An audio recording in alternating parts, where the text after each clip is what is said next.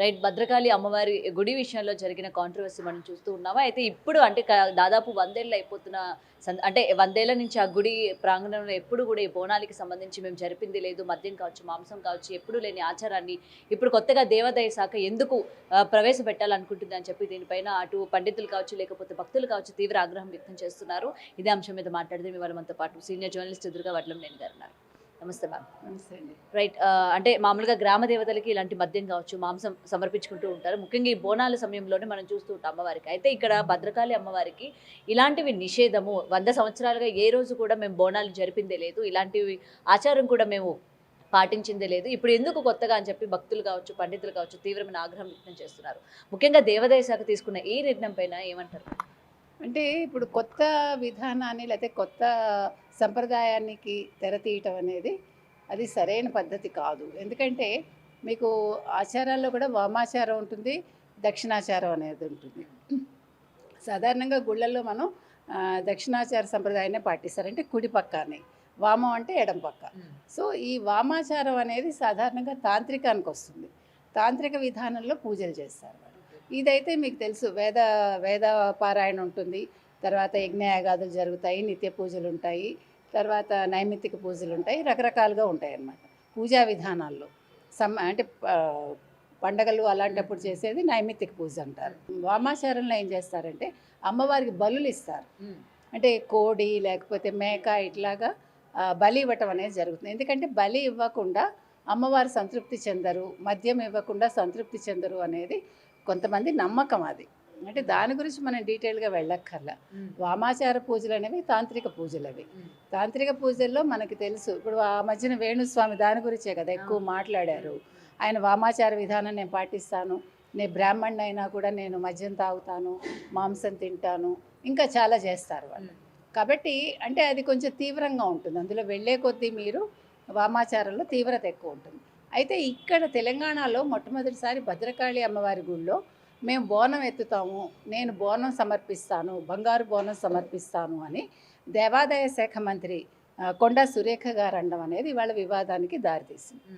అంటే first MLA కూడా ఏమన్నారంటే, అక్కడ లోకల్ ఎమ్మెల్యే, నేను తెలియక నేను ఒప్పుకున్నాను, కానీ వేద పండితులు తర్వాత లోకల్గా ఉండే పెద్దలు అందరూ కూడా ప్రజలు కూడా దీన్ని వద్దు అని అంటున్నారు. ఎందుకంటే ఇప్పుడు ఒకవేళ వామాచారాన్ని పాటిస్తే కనుక అయితే మళ్ళీ మద్యం మాంసం ఇవన్నీ అక్కడికి వస్తాయి, బలులు ఇవ్వకుండా అది పూర్తి కాదు. అందుకని ఆ రకంగా చేయటానికి వీల్లేదు. ఇది దేవాదాయ శాఖ ఇంకొకసారి ఆలోచించుకోవాలి. అంటే కొత్త సంప్రదాయానికి తెర తీయొద్దు అనేది ఈరోజు మీకు వరంగల్లో ఉండే భద్రకాళి టెంపుల్కి సంబంధించిన పూజారులు కావచ్చు, ఆగమ శాస్త్ర పండితులు కావచ్చు, ప్రతి ఒక్కళ్ళు చెప్తున్నారు. ఇంకొకటండి, మనం సడన్గా ఒక కొత్త విధానం తీసుకురావటం వల్ల నెగిటివ్ ఇంపాక్ట్ కూడా వస్తుంది. ఓకే. అంటే ప్రకృతి వైపరీత్యాలు జరగచ్చు, ఏమైనా జరగచ్చు. అంటే మీరు ఎలా చెప్తారండి అని మీరు నన్ను అనొచ్చు. కానీ మీరు కనుక చరిత్ర పరిశీలించుకుంటే అది జరిగే అవకాశం ఉంటుంది. అంటే ఖచ్చితంగా జరుగుతుందని మనం చెప్పము, కానీ అలాంటి అవకాశాలు కూడా ఉంటాయి. ఎందుకంటే మన ఇళ్లల్లోనే ఏదైనా ఒక పూజ కొత్తగా చేయాలంటే ఎవరైనా చెప్తే 1-2 సార్లు ఆలోచిస్తాం. అంటే మనకి సంప్రదాయబద్ధంగా అంటే మనం అనూచంగా వస్తుందా లేదా, అంటే మనకి ముందు తరాల నుంచి వస్తుందా లేదా అనేది ఆలోచించుకుంటాం. కాబట్టి ఇప్పుడు మీకు కొన్ని యజ్ఞయాగాదులు కూడా అందరూ చేయకూడదు. అది బలి కోరుతుంది, తర్వాత దానివల్ల వీళ్ళకి నెగిటివ్ కొట్టే అవకాశం ఉంటుంది. ఆ కుటుంబానికి కావచ్చు, లేదా ఫ్యాక్టరీకి కావచ్చు, అట్లాంటివి కూడా జరుగుతాయి. ఇప్పుడు రాజశ్యామల యాగం చేశారు, ఎవరు జగన్మోహన్ రెడ్డి చేశారు, కేసీఆర్ గారు చేశారు. మొట్టమొదటిసారి చేసినప్పుడు వాళ్ళకి ఫలితం వచ్చిందని అంటున్నారు. మరి రెండోసారి చేసినప్పుడు ఆ ఫలితం రాలేదుగా. రాజశ్యామల యాగం చేయడం వల్ల వాళ్ళు ముఖ్యమంత్రులు అవ్వలేదు. వాళ్ళకి యోగం ఉంది కాబట్టి వాళ్ళు అయ్యారు అంతే. యాగం అనేది కొద్దిగా మీకు బలాన్ని చేకూర్చచ్చు అంతవరకే. ఇప్పుడు యాగం చేయటం వల్ల ఏమవుతుందంటే మీకు చుట్టూ ఉండే పశుపక్షాదులు కావచ్చు, లేకపోతే చిన్న చిన్న చీమలు ఇలాంటివి కూడా వాటికి ఆహారం అందుతుంది అంతే. యాగాలు చేయటం వల్ల మనకి పర్యావరణం శుద్ధమవుతుంది అంతవరకే. ఆ నెయ్యి వల్ల మీకు నెయ్యి ఎప్పుడు కూడా మంచిది కదా. ఇప్పుడు ప్రతిదానికి మీకు ఇలా చెయ్యాలి, సంప్రదాయం అంటేనే ప్రజలు పాటిస్తారు కాబట్టి అలా పెట్టారు. అంతేగాని అది మూఢంగా చేయమని కానీ లేకపోతే ఈ పద్ధతుల్లో మీరు వెళ్ళమని కానీ ఎక్కడా చెప్పలేదు. కాబట్టి ఇప్పుడు భద్రకాళి అమ్మవారి విషయానికి వచ్చేసరికి మీరు కొత్తగా నేను ఓన్లీ బోనమే ఇస్తాను, బంగారు బోనం ఇచ్చేస్తాను అంతేను, నేను పాయసమే అంటే పరవాన్నం వండే పెడతాను అని ఆవిడ అంటున్నారు. కానీ ఇది ఎక్కడికి దారితీస్తుందంటే, మీరు ఒకసారి ఒకటి ఒప్పుకున్నాక నెక్స్ట్ ఏమవుతుంది, మేము బలిస్తాము, ఇవ్వకుండా మాకు కుదరదు, మీరు దానికి ఒప్పుకున్నారు కదా దీనికి ఎందుకు ఒప్పుకోరు అంటే మనం చెప్పలేము. ప్రజలు ఏ రకంగా మాట్లాడతారు, ఏ రకంగా అడుగుతారు అనేది మనకు తెలియదు. కాబట్టి కీడెంచి మేలెంచాలి.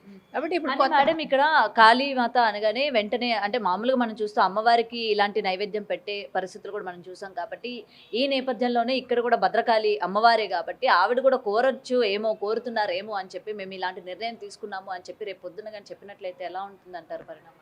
నేను అందుకే చెప్తున్నా, ఎప్పుడు కూడా భద్రకాళి అమ్మవారు చూడ్డానికి మీకు కొంచెం భయం కొల్పేలా ఉన్నా కూడా ఆవిడ సాత్వికురాలు. మీకు కాళిక వేరు, కలకత్తా కాళి వేరు, సో కనకదుర్గ వేరు. కనకదుర్గకి ఏమి సమర్పించరు ఇట్లాగా.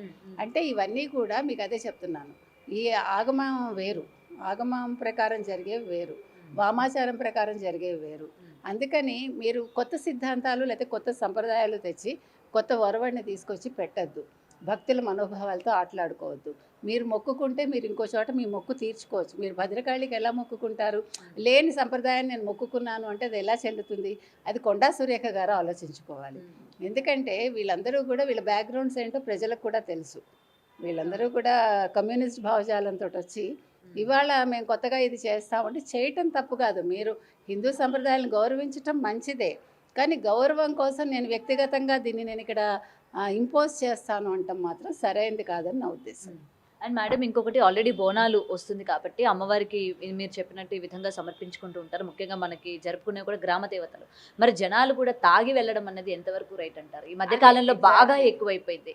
నెక్స్ట్ బోనం ఎత్తే వాళ్ళు తాగుతున్నారు, లేకపోతే పోతురాజు గెటప్ వేసుకున్న వాళ్ళు తాగుతున్నారు. ఏంటి అదంటే ఇది మా సాంప్రదాయం, అమ్మవారికి అలా అయితేనే మేము చేసేది ఆమెకి ఎక్కుతుంది అని చెప్పి దీన్ని ఈ విధంగా చెప్పడం అనేది ప్రజలు ఏ విధంగా తీసుకోవాలి?